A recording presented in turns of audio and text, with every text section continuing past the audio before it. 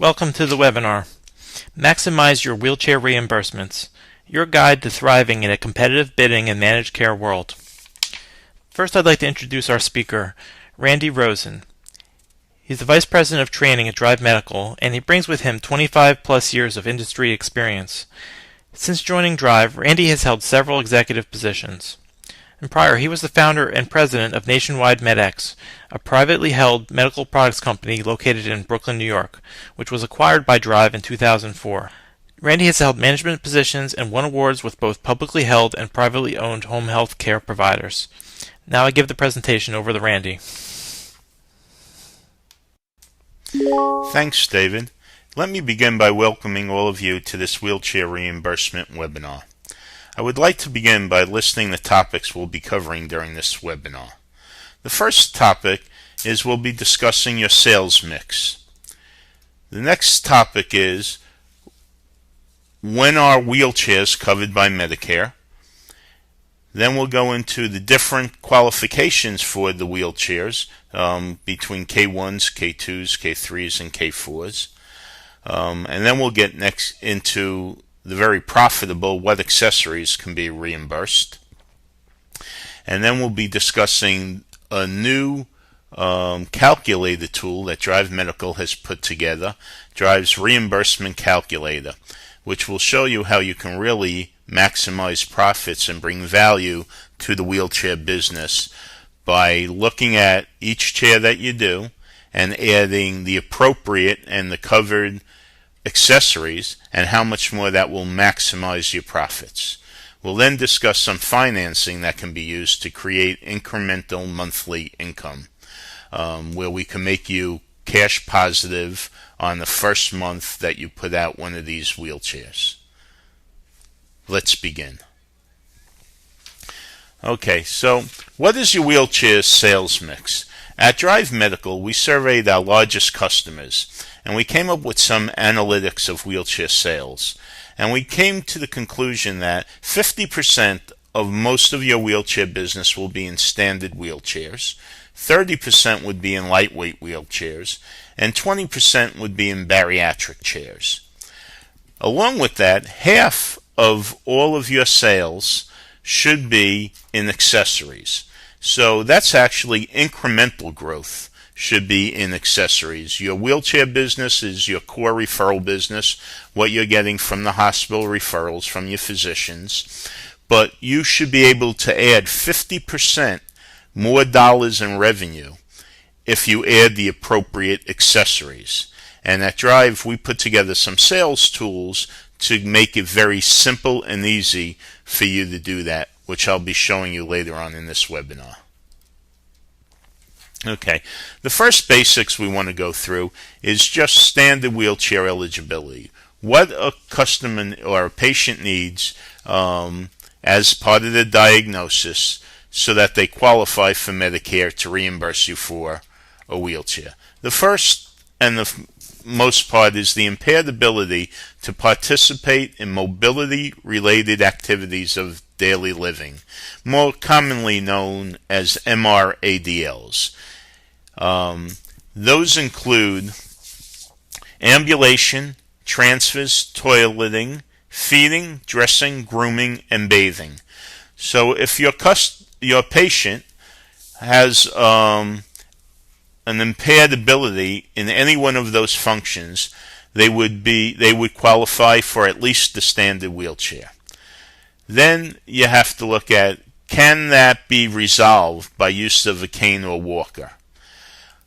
Also, can the patient's home provide adequate access between the rooms for the wheelchair? And will the wheelchair improve their ability to participate in these activities? The patient also has to be willing to use their wheelchair, and they will also have to have at least one of these diagnoses, that they have sufficient upper extremity function needed to safely self-propel, or has a caregiver who is able to provide assistance with the wheelchair. Those are the basic eligibility requirements for wheelchairs. Once you get past the standard wheelchair, you will start going into K2s, K3s, K4s, or K7 wheelchairs, which all stem from those basic diagnoses. Once you pass that and you go from a K1 into a K2, on a K2 chair, the patient would need to have what's known as hemi-positioning on the wheelchair. You would need to lower the chair closer to the ground from basics of 17.5 inches to 15.5 inches, so the patient can use their feet to self-propel. They're not able to propel the chair safely with their upper body, so they would then use what's known as heel strikes. They would sit back in the chair and use their heels to self-propel that wheelchair. So that would qualify them for a K2 wheelchair. Once you go up from that, you would go to the K3 wheelchair. The first thing is that the patient has some upper body extremity weakness or even lower body extremity weakness if they're using their feet to self-propel, where they cannot propel a wheelchair that weighs more than 46 pounds. But they can safely propel a wheelchair that weighs 36 pounds. That would then qualify them for the lightweight wheelchair.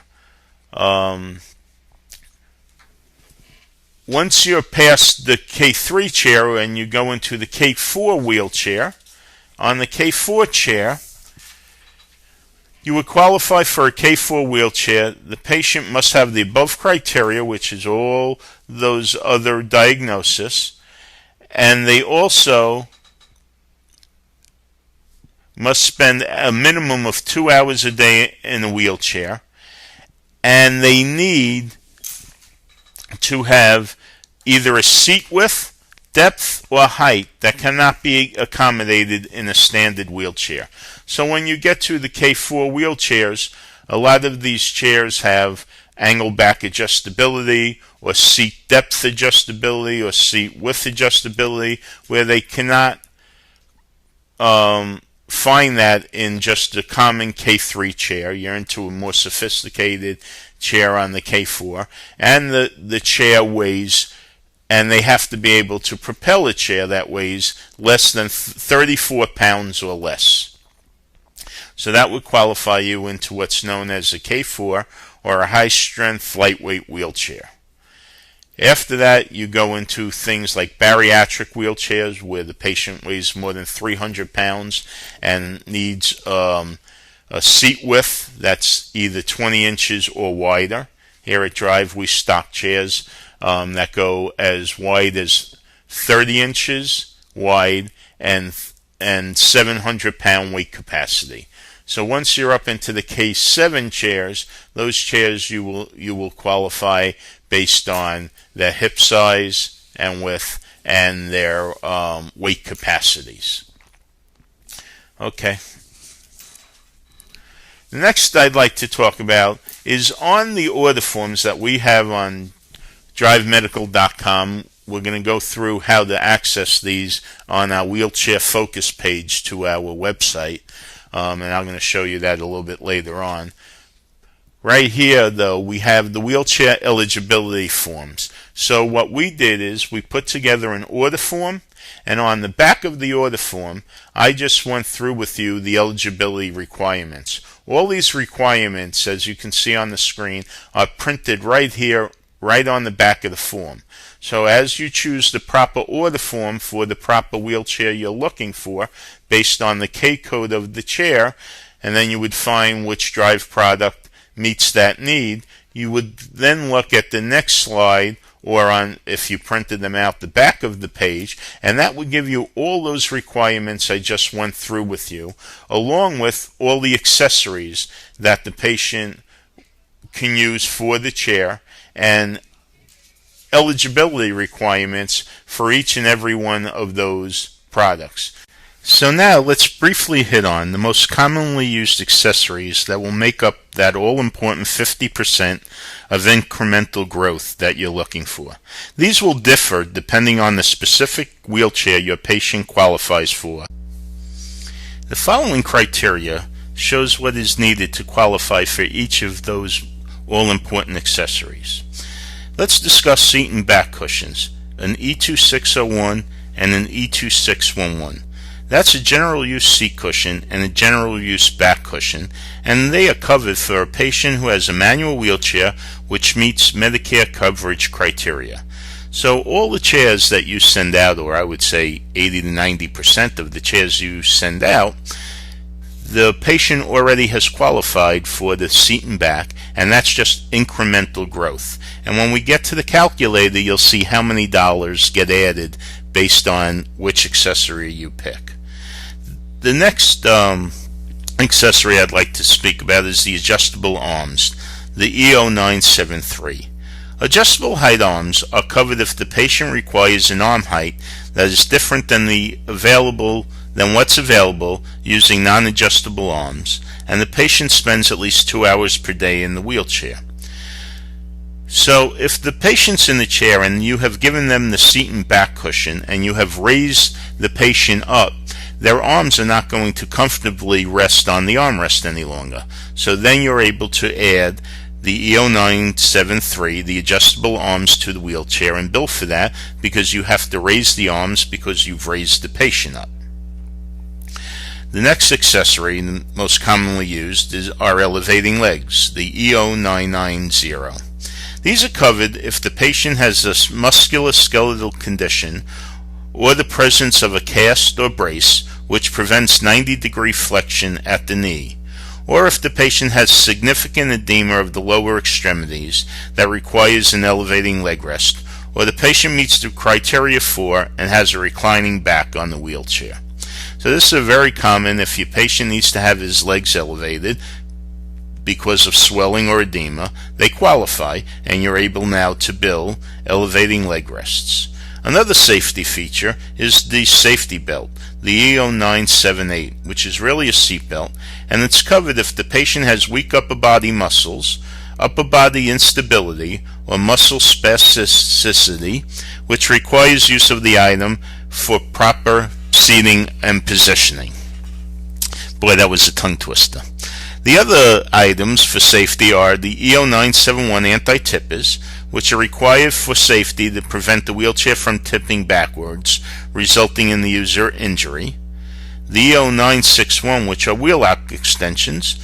Those are used if you gave the patient a seat cushion and you've raised them up, and now you've put adjustable height arms on and you've raised those up, and now the patient can't reach the wheel lock. So it allows the wheelchair user to independently operate the wheelchair locks due to upper extremity weakness, decreased range of motion, or hemiplegia. And then the last accessory of the most commonly used accessories are the E0951 heel loops.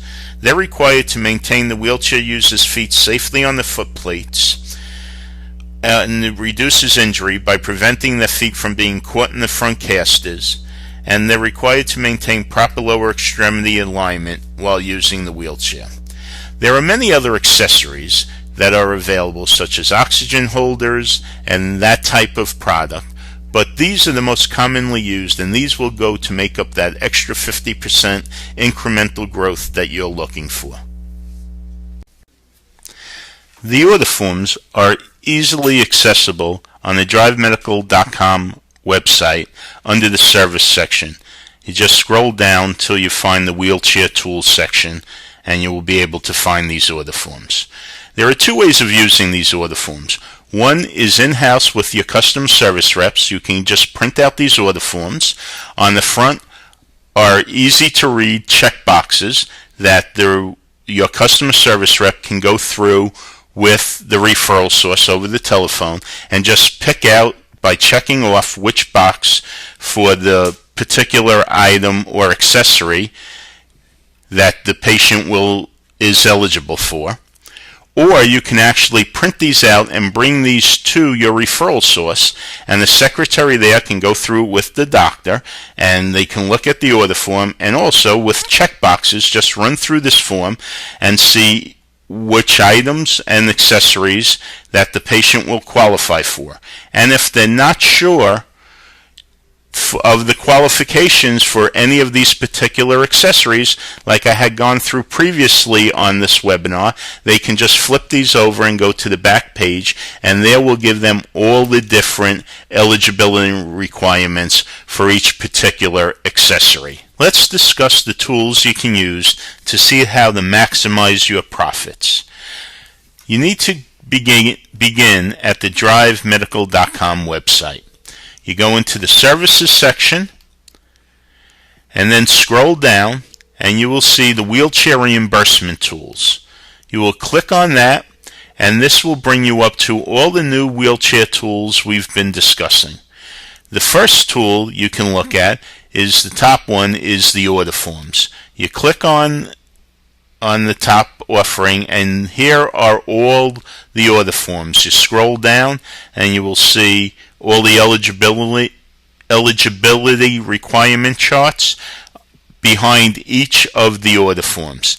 And you could pick out the chairs that you use, or you can print them all and have the full selection of products. Now you would move back and go to the second offering, which is our calculator, what we call the wheelchair HCPC code calculator. If you have your own DriveMedical.com sign-on and you put that on the website, this will bring up your pricing. So to use this calculator, you start under the title HCPCs, which is the HCPC codes. You go to the drop-down box, very simple to use, and you'll see you have all the different K codes as the drop-down. So let's say we want to use the K3. You go down and select the K3 chair, and then a new drop-down box appears next to it under Family, and then you pull that down, and we have the Cruiser 3. So we select that, and then that gives you the next drop-down box, and you pull down the drop-down box, and that gives you every configuration of a K3 wheelchair that drives stocks. You can order any one of these. So to see what happens, you click on the first one, and that will then bring up a series of drop-down boxes. And one at a time you will go through these and add the accessory that you want. So if you want to add a seat cushion, you go down and you look at the 2 seat cushions we offer and you pick one. And when you pick that, you will notice that it will give you a cost of the item, and next to it the reimbursement amount that Medicare will pay you. You then go down to the next box and pick out, let's say you want to add a back cushion, you select the back cushion. That also brings you up the price, the cost for the item, and the reimbursement, and we move through it, go down to anti-tippers, and you'll see on the anti-tippers how much that they cost and the reimbursement, and keep moving down. We go to wheel locks, the same, the seatbelt, the same. We go down to heel loops. What you will notice a little bit different on heel loops is that there is $0 under the pricing, under the cost. That's because these come with the chair, but they are still billable.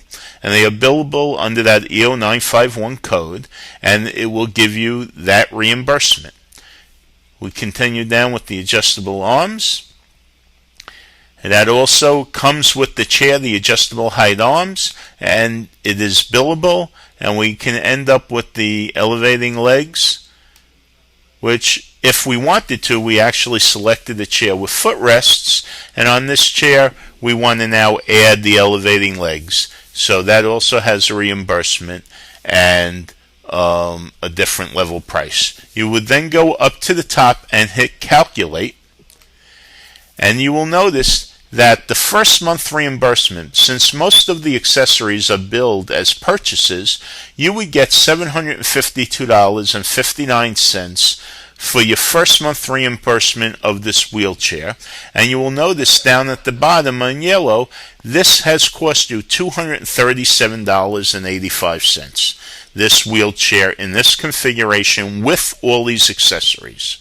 You can then look at this and say, well, I do 12 wheelchairs a month. So you would go into the number of patients, add 12, move back to calculate, click your calculate button, and you will notice that your reimbursement has gone up to $23,047.08 for the total of these wheelchairs. So each of the chairs would cost you $237.85.